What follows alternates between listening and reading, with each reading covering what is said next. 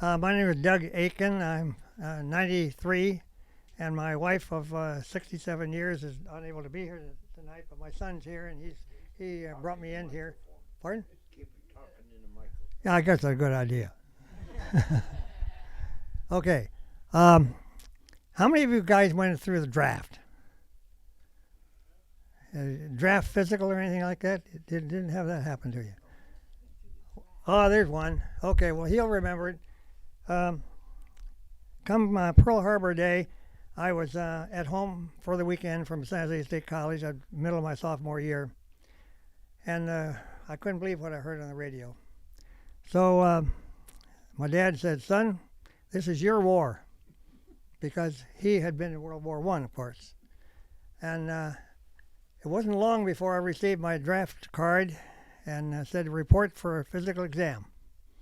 And for a physical exam and a draft, it's something to behold. There were about 20 of us lined up in the basketball court at the high school gym, which was the nearest, biggest gym for us. And I was home for the weekend from San Jose State. And the doc says, "Okay, guys, line up along this line here, all the way down that room there." And it must have been 25 or 30 of us, I guess. I don't know, something like that.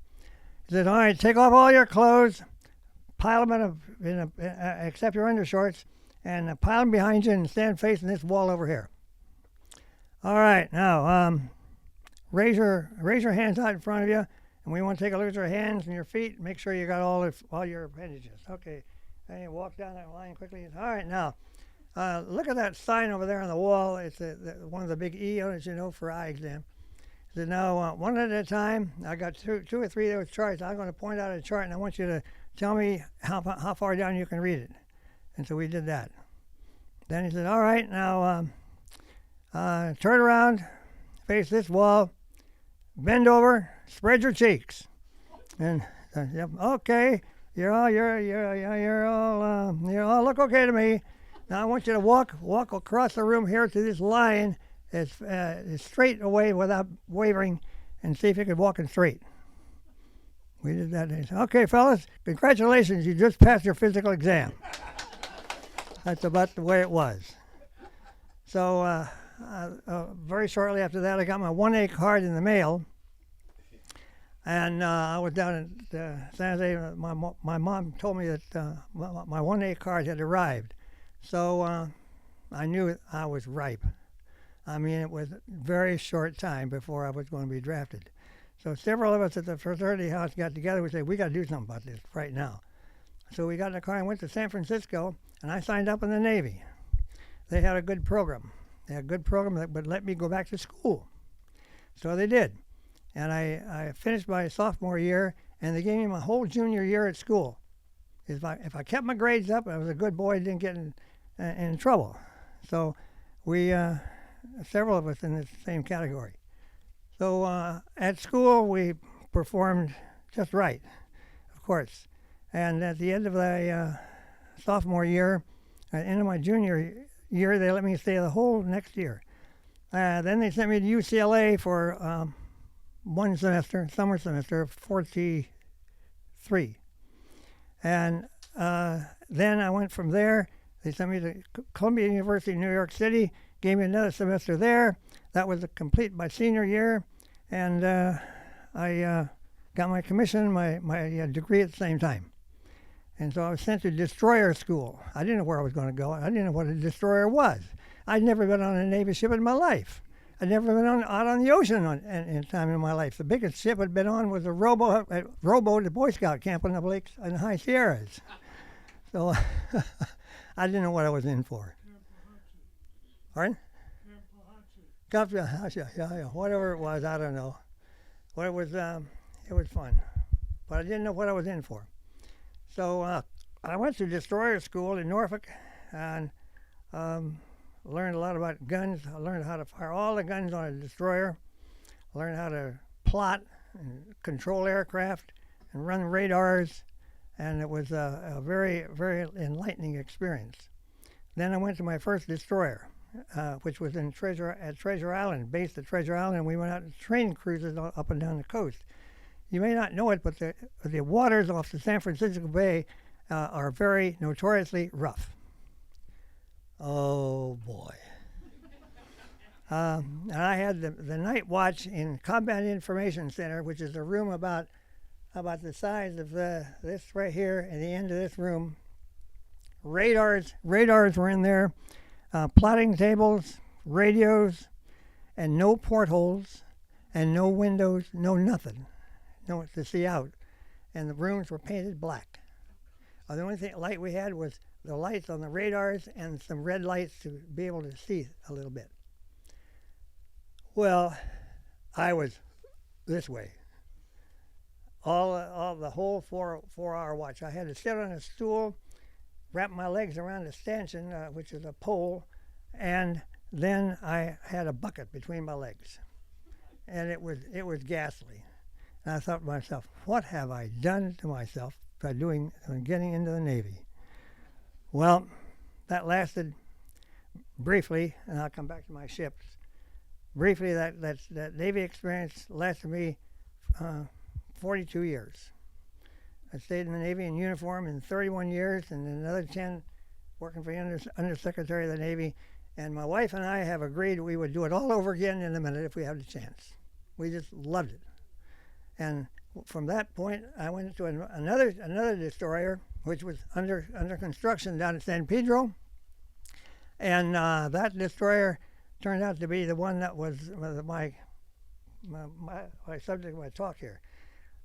It's this destroyer right here, USS Hadley DD-774, 2,200-ton ship, 360 men, 370 feet long, and very fast, the newest destroyer in the fleet, and the newest destroyer class because there were a number of us. We went all through our training and practicing and all, and then we headed for the Far East, escorting a carrier out to Pearl, another carrier from Pearl Harbor to Ulithi, which was the collecting place for all the ships that were going to be involved in the invasion of Okinawa. We headed for Okinawa. We had our first experience with a kamikaze just short of Okinawa, short of April 1st, which was April Fool's Day, Easter Sunday, and the invasion day of Okinawa, April 1st, 1945. That night, we shot down our first kamikaze after the attack. And then we went on and did some anti-submarine work, and out on the picket line at Okinawa, which is a line of destroyers all the way around the island of Okinawa. I don't have maps and so on, but it's a line of destroyers all the way around, so that we were there to prevent the kamikazes from approaching the landing areas and crashing into a troop ship. If a kamikaze crashed into a troop ship, they're going to wipe out 1,000 guys right now. So it was our job as a destroyer out there, among many destroyers, to, am I okay with the mic? Okay. There were a number of destroyers out there in the same position that we were, and they all got their turn at taking a kamikaze now and then. We shot down our second one, and then on May 11th was our chief battle. We ended up shooting down, get this, 23 kamikazes in one battle in an hour and 40 minutes. That is a lot of shooting. We used 801 rounds of 5-inch 38 ammunition to do this with, and the unfortunate part is that 3 kamikazes hit us. Losses, 40 killed. This is in this hour and 40-minute period. 40 killed, and a total of 151 Purple Hearts out of 370 men.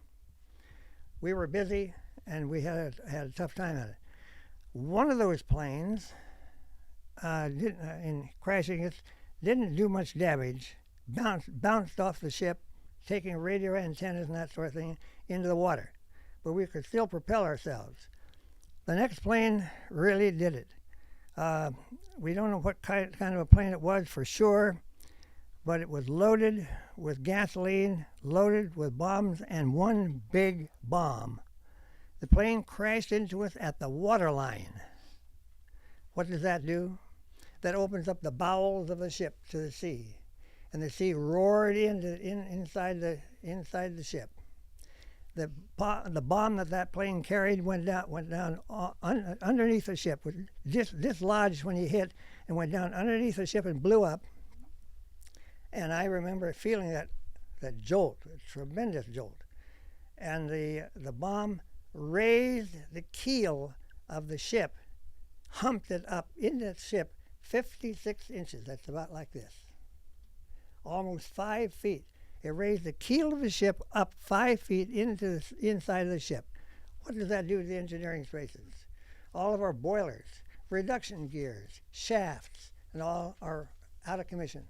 We had twin propellers, twin shafts. They were broken, driven back outside the ship into the rudders. The rudders were inoperative. We're helpless. I mean, really helpless. We came to a halt. Following that, one more kamikaze hit us and landed on the top of the ship on the second deck. And it landed on top of a quad mount 40 millimeter, 4-barreled 40 millimeter gun. It landed right on top of it with a bomb, wiped the entire crew out. In fact, the explosion that it created with the bomb, it lifted the whole gun mount out and threw it into the ocean. It just exploded up and out into the ocean. So that crew was gone. And fires raged throughout the ship. The water inside the ship was such that the starboard side, the right side as you face forward, the starboard side was awash. The ship was stopped. The fantail was awash. It was supposed to sink. It should be under all description of plans, the ship would sink when that happened. It didn't. And the guys were working like mad to put out the fires. My job in Combat Information Center, when that happened, the skipper would abandon the ship, is, thank you. Okay, my job at that point, when we abandoned the ship, my job is to get the coding machine out, destroy it, and get over the side into deep water. To get all the coding materials, the codes themselves, and parts for the coding machine out and get rid of them, which I did. Why do we do this?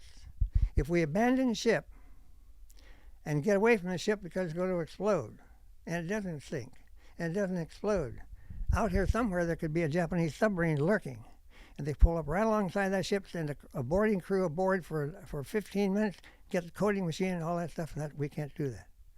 So we have to stay aboard and get that stuff over the side and protected in the depths of the sea. That's what I did, and I stayed aboard ship. With most of them abandoned, but I joined the rest of them in fighting fires, and we stayed aboard. I didn't get my feet wet. So then we were towed by some of our, as we call them, pallbearers, as a good name for them. We had some small landing craft which were with us as we were doing this radar picket station work, and these other ships, amphibious ships, took us in tow and towed us into a small island off the coast of Okinawa. For those of you who may be familiar with Okinawa, it's Ieshima, and it's about 10 miles off the coast.